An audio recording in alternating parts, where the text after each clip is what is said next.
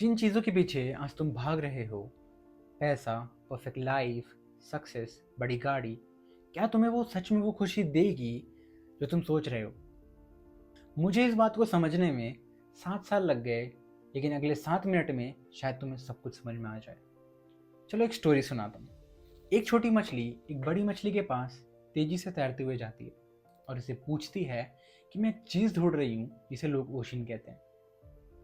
बड़ी मछली उसे कहती है कि तुम्हें आसपास क्या दिख रहा है? छोटी मछली बोली कि मुझे तो आसपास सिर्फ पानी दिख रहा है। तो बड़ी मछली उसे धीरे से कहती है कि यही तो ओशियन है। मॉरल ऑफ द स्टोरी ये है कि ये वही जगह है जहाँ तुम सोच रहे थे कि मुझे खुश रहना है। ये वही जगह है जहाँ तुम्हें शुरुआत करनी थी। लेकिन हम सब क्या कर रहे हैं? लेकिन हम सब किसी और चीज़ के तलाश में भटक रहे हैं। कोई शॉर्टकट ढूंढ रहा है, कोई मोटिवेशन ढूंढ रहा है और कोई मैजिकल पिल ढूंढ रहा है। लेकिन सच तो ये है कि ऐसी कोई चीज़ नहीं होती। जो चीज़ हमें चाहिए वो सब हमारे अंदर ही है। रिसोर्सेस, पोटेंशियल, प्रोडक्टिविटी और अपॉर्चुनिटी। पर हम बिजी हैं ढूंढने में। तो यार ढूंढना बंद करो, अपने आसपास देखो, तुम ओशियन के अंदर ही हो। बचपन में एक लाइन सुनी थी कि पढ़ोगे लिखोगे बनोगे नवाब, खेलोगे कूदोगे बनोगे खराब।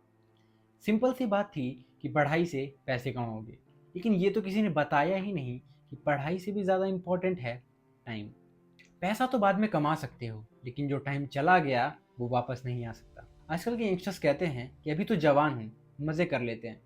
लेकिन सच तो ये है कि जो लोग 20s में फोकस कर लेते हैं वो 30s में मज़े करते हैं, और जो अपने 20s में मज़े करते हैं वो अपने 30s में रिग्रेट करते हैं। सिर्फ 10 साल का गेम है ये, 20 to 30। हार्ड वर्क करना पड़ेगा, तब करना पड़ेगा।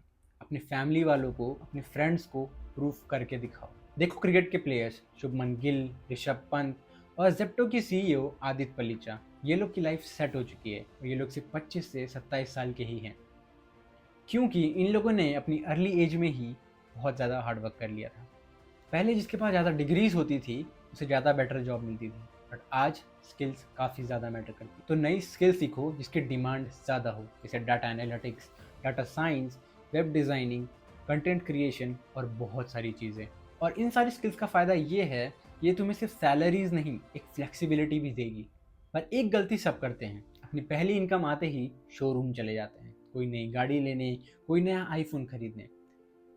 लगता है कि लाइफ सेट हो गई, बट ऐसा नहीं होता। पर आधे से ज़्यादा खर्चे तो सिर्फ स्टेटस के लिए होते हैं, रियल में हमें उनकी ज़रूरत नहीं होती। तो एक फॉर्मूला याद रखो जो कि मैं खुद भी यूज़ करता हूँ, 50-30-20 रूल, जिसमें कि 50% वो इम्पॉर्टेंट 50% ऑफ इनकम तुम्हें अपने इंपॉर्टेंट खर्चे के लिए बचा के रखना है, और 30% तुम्हें अपने इन्वेस्टमेंट और सेविंग्स के लिए या फिर बचाना है। 20% खुद के खर्चे के लिए, जहाँ चाहे वहाँ खर्च करो, और 30% को बिल्कुल भी इग्नोर मत करना, क्योंकि यही वो सेविंग्स है जो तुम्हें तब काम आएगी जब तुम्हें पैसों की बहुत ज़्यादा ज़रूरत होगी कुछ स्टार्ट करने के लिए, और तुम्हारी फैमिली या फ्रेंड्स तुम्हें सपोर्ट नहीं कर पाएंगे। तो ये 30% तुम्हें लाइफ में बहुत ज़्यादा हेल्प करेगा। पर एक चीज़ जिसने मेरी लाइफ का पर्सपेक्टिव बदल दिया वो था ट्रैवल। मैं बस अपने घर से ऑफिस और ऑफिस से घर ही जाता था, लेकिन जब ट्रैवल किया तब समझ में आया कि लाइफ कितनी बड़ी है। अपने कंफर्ट जोन से निकलोगे तो दुनिया को समझोगे। रितेश अग्रवाल, ओयो के एक फाउंडर, ने एक बात बोली थी, around your self with people smarter than you. तो ऐसे लोगों से खुद को सराउंड करो जो तुमसे भी ज़्यादा स्मार्ट हो, क्योंकि अगर तुम एक रूम में सबसे ज़्यादा स्मार्टेस्ट हो तो तुम गलत रूम में हो, तुम ग्रो नहीं कर पाओगे कभी भी। एग्जाम्पल, जिनमें कोई तुम्हें फ़ोन चलाते हुए कंटिन्यूसली नहीं मिलेगा। क्यों? क्योंकि वहाँ पे एक सराउंडिंग ही डिफरेंट होती है। सब वर्कआउट करने आते हैं, सब अपने हेल्थ पे ध्यान देने आते हैं, तो तुम वहाँ पे बैठ के जस्ट कंटिन्यूसली फ़ोन नहीं चला पाओगे। सो दैट्स वाई तुम्हारी सराउंडिंग्स बहुत ज़्यादा मैटर करती है। जिम में कोई सिर्फ बैठने या फ़ोन चलाने नहीं आता, क्योंकि सराउंडिंग्स तुम्हें मोटिवेट करती हैं। तो ऐसे ही वही माइंडसेट अपनाओ और अच्छे सराउंडिंग में रहो। और एक चीज़, लोग रिस्क लेने से बहुत ज़्यादा डरते हैं, सोचते हैं कि अगर फेल हो गया तो क्या, लेकिन कोई ये नहीं पूछता कि अगर ट्राई ही नहीं किया तो क्या। शायद मैं भी अगर यही सोचता रहता कि मेरी वीडियो अगर कोई देखेगा ही नहीं, तो शायद आज ये वीडियो शूट ही नहीं होती। रिस्क लेना पड़ेगा।